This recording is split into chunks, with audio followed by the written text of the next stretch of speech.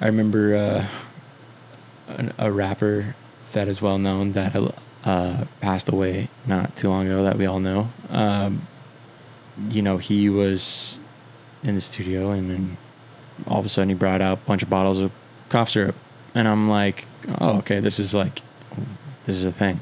Like they actually perform on cough syrup and do all the lean. That's when you start lean and cough syrup starts to get normalized and you kind of get desensitized to all that.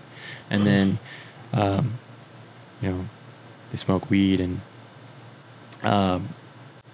one person I don't think he would mind me talking about him is,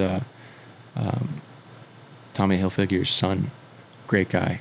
Really? His name's Ricky. I don't think he would care if I talked about him, but he's like, dude, he is the nicest person I think I've ever met in my entire life. Really? So nice. He's great.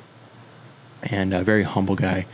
And yeah, man, nobody smokes more weed than that guy. He will always say that. He's just like, Brandon, who smokes the most weed? And I was just like, bro, nobody's competing with you.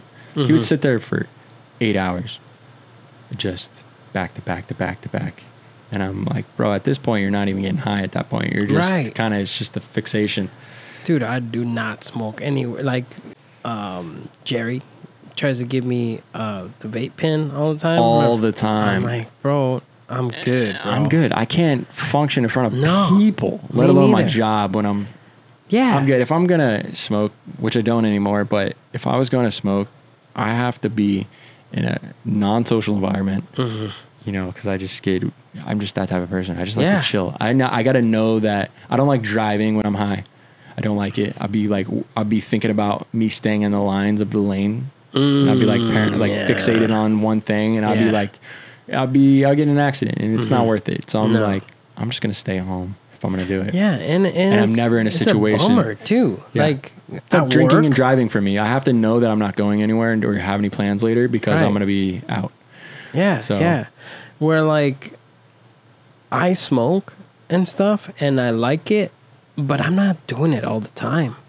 I do it like maybe once or twice every few weeks.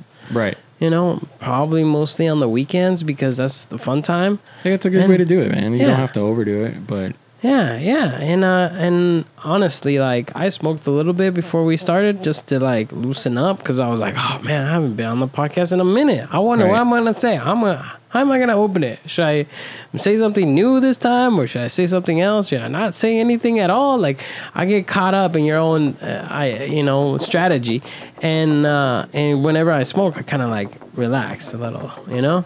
It helps me. I really like to go down the conspiracy theory when I'm high.